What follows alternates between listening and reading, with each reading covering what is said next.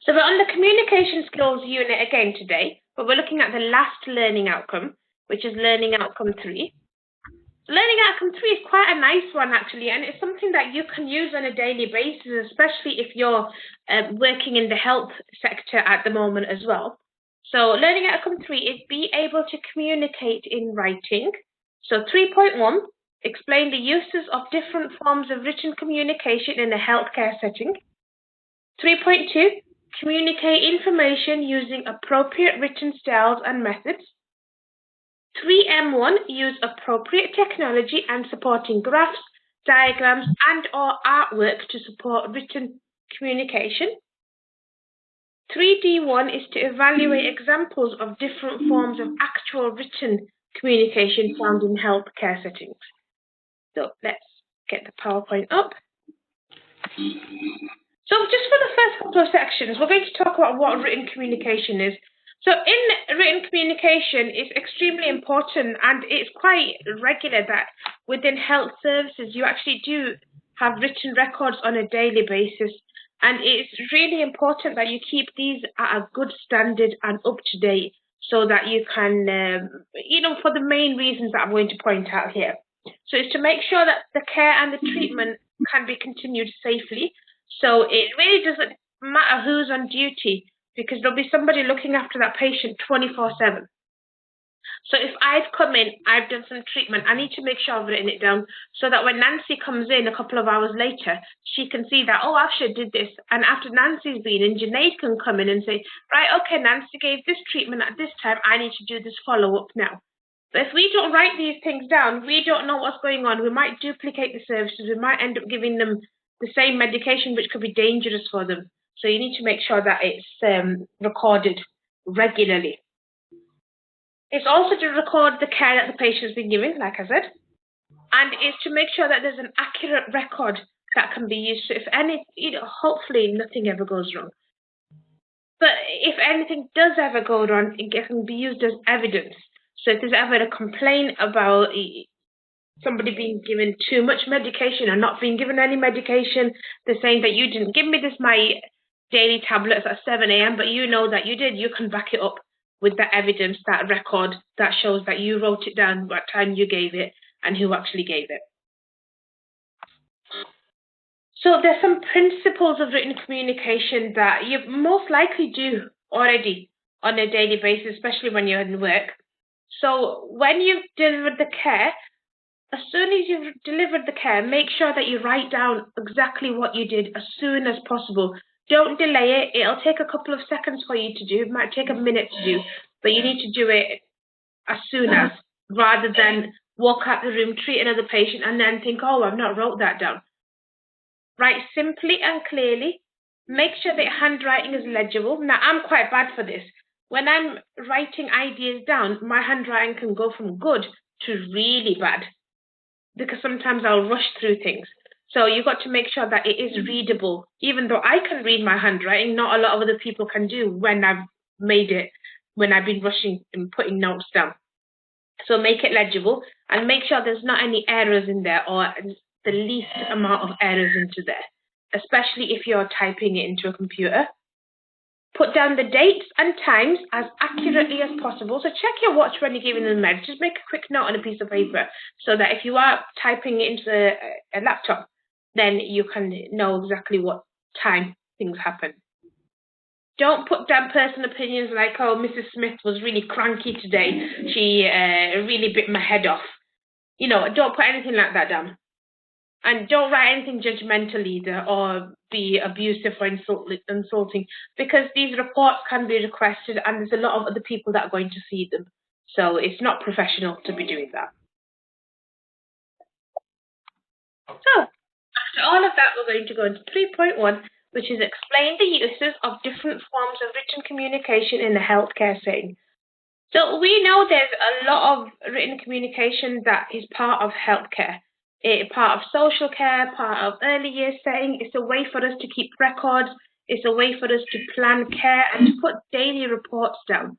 It's a way for us to put down instructions, to do medical procedures, any type of activity that we're doing, we tend to write it down and we communicate through written rather than oral, because chasing somebody down to go and tell them what you've done on a chart is difficult. If you actually physically just write it down on the chart or log it into the patient record, anybody can get hold of it.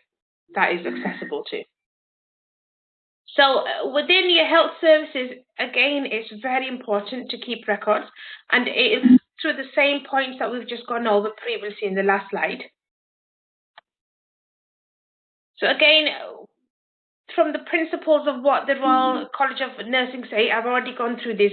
Write simply and clearly, write down as close to when you've delivered the care, write neatly, don't put any errors into it, put dates down, don't give personal opinions, and don't form judgments. So, because remember, you're part of their care team. You're going to be there to look after the patient, to give them care. You've got a responsibility towards them. So you don't really want to be forming any judgments or having any bias towards someone. It's not professional. It's not what you're there to do. You're there to make sure that they get as good care as possible and that they're getting treated for what is ailing them. It's also important that you're confidential and that you're not passing on information orally to people that don't need it, or that you're not in an area where you can be overheard by patients or family members, and that also any information that you put down can't be accessed by unauthorized people. So it's quite a big issue in confidentiality, and you'll know this from data protection and how to make sure that you log things on and password protect things if you're doing it on the laptop.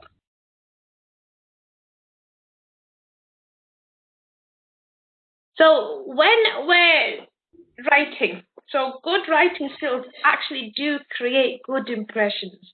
So I used to shy away from writing things on a whiteboard when I was in a physical classroom situation.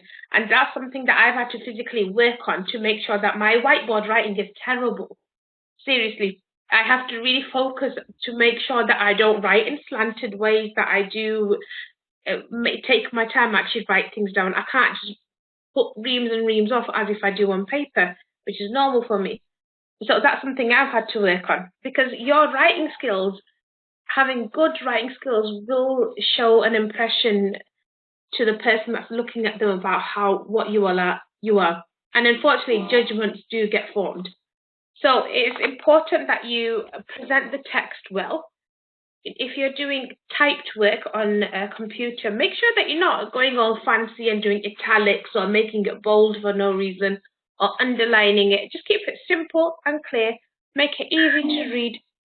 The best fonts are Arial or Times New Roman. Those are nice, simple, clear fonts at text of 12, size 12, and that's a nice thing for someone to read, and it looks professional. Make sure that you're using correct grammar, punctuation, and spelling, because if you've got somebody you've got a colleague who's probably really good at their job, but then you see their written work and everything's got spelling mistakes, you're actually going to start doubting that they're good at their job, and it does make you feel like, oh, they might not be competent enough. So it does make a difference, unfortunately. Put down what the style of writing that you used. Are you going to be using formal or informal? What situation are you in? So if you're just writing a quick little note, impossibly you just need it to be informal and say, Mrs. Smith, bed 12 needs to have a new cannula fitted in or something with that. But if you're going to be doing it on a formal record, or a patient record, then you should be writing in more of a formal situation there. And then again, look at the language that you use. Are you going to use the terminology? Are you going to use jargon? It's quite important that you actually avoid jargon, because sometimes information can be misunderstood.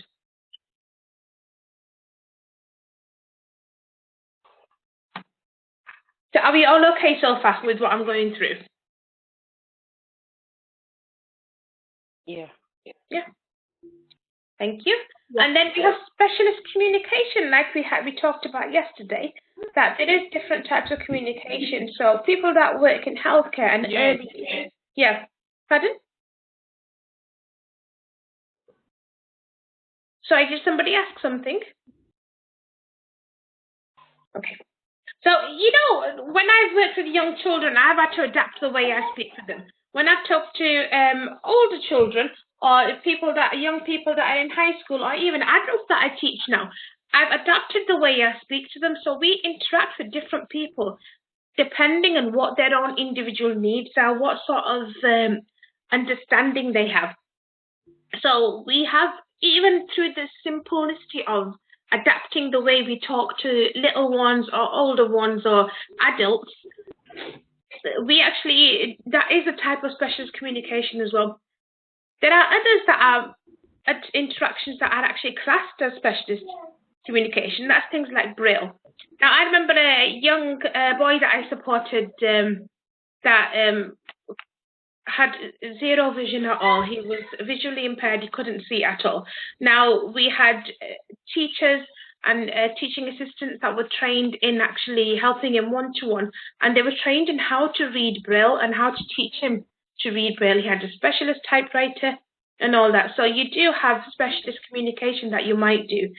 So it might be somebody that's trained in helping somebody to communicate in Braille, put things down for them, and actually use a specialist typewriter to make letters and notes so that they can actually understand and read through information themselves through touch.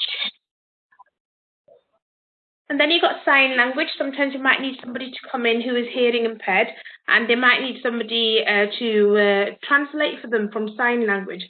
There might not be anybody at work at that moment, so you need somebody that knows sign language itself. So the British Sign Language, it actually has its own grammar and sentence structure. So it's a nice idea to have somebody there that can understand sign language. So that was specialist communication. And we're going to go on 3.2. We're going to communicate information using appropriate written styles and methods. Now, this is just a nice and simple one. All you've got to do for this section is show me a couple of written styles and methods. For this section, when we get into the assignment, all you're going to do is create a letter, 3 things. So I'll need 3 items for you to create in your assignment. You'll create a letter for me, something where you're inviting, for example, a patient to come into an appointment for a blood test or an x-ray. Then you'd create an email for me. So you'd write down, "Dear Mrs. Smith, from your x-ray results, we see XYZ, and we recommend that you come back in to see us on this date so we can have a further look at your fracture, see how it's healing," and so on. Or you could say your blood test reports came in and you need to contact your GB so that you can get ferrous fumarate, you can get some iron tablets. And then the third thing is even simpler. All you need to do is go on the internet, look at some healthcare web pages and do a screenshot and add that in. So that is you showing me that you can communicate using appropriate written styles and methods within healthcare. Sorry, what did you mean about the third one? A web page, if you go on the internet and you say go on the North Manchester General Hospital website, or if you go onto Bupa, there's so many different healthcare, even your GP has websites now, don't they? Mm-hmm. So if you just go onto it, so let me just show you what I mean actually. Let's open a new window. Let's type in Bupa. They're the only ones that I can actually remember whenever I'm doing this. So if I click onto Bupa now.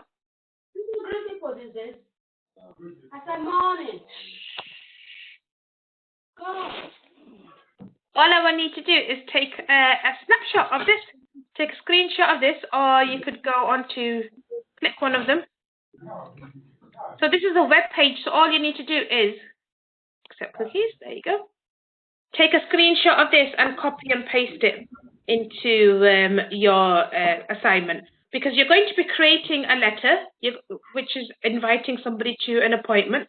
You're going to be creating an email, which is telling somebody the test results of their appointment, and then telling them what to do next. Just like you must have already had sometimes when you get a letter through the post telling you you've got a cervix, you got a cervical scan, or you got to come and you've got a maternity, you got a scan on this day, or we're going to be inducing you on this day, or let's do your blood tests.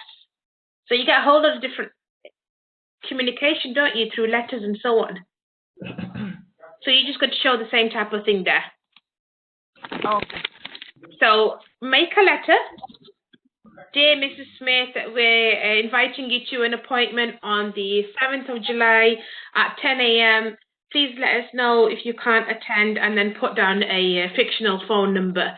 Contact us, blah, blah, blah. Yours sincerely. Then you'd write Nancy at the end. And then the next one is an email. Dear Mrs. Smith, we've had the results of your blood test. You need to get in touch with your GP and request a prescription for some iron tablets. If you have any further information, you know, just talk to your GP, blah, blah, blah, and then that's it. And then the third one is just you copying and pasting an image of a web page or a leaflet or anything like that from the internet. Is that clear? Yeah, thank you, Officer. Yeah, Thank you very much. you're welcome. And then 3M1 is quite a nice one as well. Now on this, I actually have a bank of documents. So I've got a whole load of pictures and images that I've put together for you for 3M1 and 3D1 that you can actually use in your assignment. So I'll email them all over to you on Monday when we go to the assignment day. But I'll show them to you first on that day. So on here, all you need to do is use appropriate technology and supporting graphs, diagrams, and or artwork to support written communication. Now, 50% of this will get covered when you make your PowerPoint for task 1. So when we go on Monday, I'll explain to you exactly, you're going to be doing a PowerPoint presentation and you're going to be doing a Word document. So your PowerPoint presentation will cover 50% of this because you will have used pictures and images to show written communication there. And then the other half of it is you're just going to look at some, like a patient record or an X-ray, and you're going to explain what is a patient record, why do you use it, why do they have it in hospitals or in healthcare, and then what is an X-ray, what does it do, why is it used. So you're just going to use a couple of images and you're going to explain exactly what they are.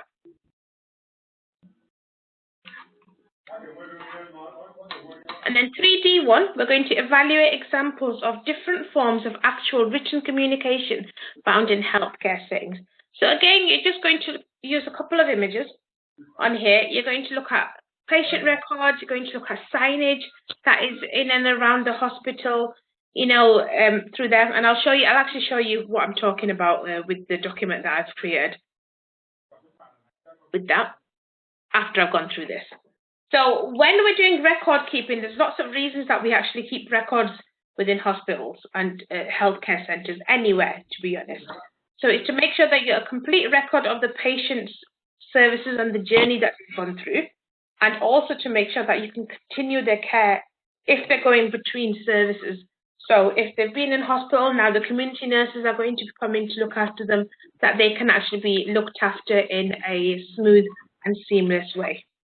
And again, you'll already know this, your records need to be clear, accurate, honest, and timely, so that they're getting written down at more or less the time that you gave the treatment. And then there's different record keeping things that we do in healthcare. There's some places that you might have handwritten records, some will have been put onto computer-based systems, or sometimes you're going to have to be doing two. So you might have a chart that you're completing, but then you're having to go and fill out the information on the computers as well. Or you might have iPads that you access and put information in through there. But whatever it is, you need to make sure that you're putting down correct information and that is put down in easy to understand words. And again, for it to make sure that you're being data smart as well, that you're actually using the information in your workplace in a good way, know how to use them, you probably have been trained on them, know not to pass your information, passwords, or leave your laptop unlocked, or your password, your iPad not password protectors. Also, if you've got like little fobs or smart cards, make sure that you're not passing them around or you're leaving them in the patient's room. I know when I used to have my lanyard round, I used to have my smart card on it, and I'd have my keys on it for my locker and everything. And sometimes it'd go bouncing about every time I was walking. So I'd take it off, put it in my hand, do something, and then I'd forget where it was. So you got to make sure that you keep hold of them. So let me show you the document I'm talking about.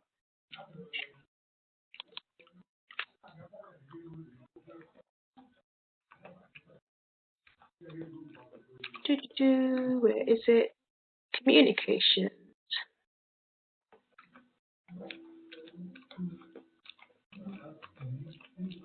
I've got documents all over the place, so I'm just going to make sure I've got the correct one. HSC, no, it's not that.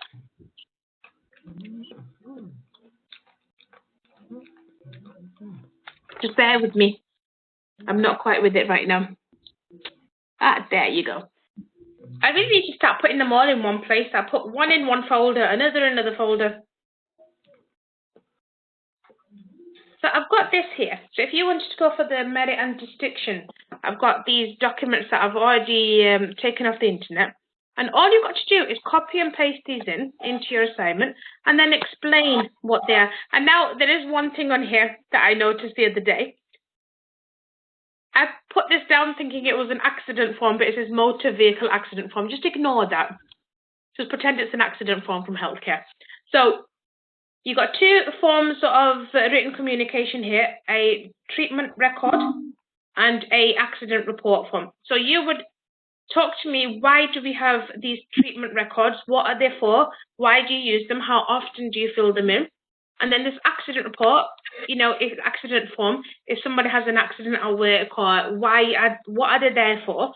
Whereabouts are they put down? So I remember in the school systems, we have an accident report folder, a booklet everywhere. We've got them in every hall. So we've got around about 10 in a small area, just so that we can easily access them from one cupboard in one hallway next to the playgrounds. So put down where they're normally put in your workplace, if there's a particular place that they are, and then why they're used and what you do with them. So that's 3D1. 3D1 is, you're just going to look at these images here, copy and paste them into your assignment, a no entry, no smoking, and a prescription. With the no entry, it is written communication, because even though it's there and you're physically seeing no entry, even if there was no words on it, somebody who doesn't understand English or doesn't read English, they'll still be able to understand what this sign actually means. So explain the use of the color on these. Why is this red and white? What does it do? Explain this image as well, then explain the prescription and explain what they're there for. So what are these 3 items? How effective are they, and describe how they look, and then include your own judgment. Tell me if you think that they're useful or not.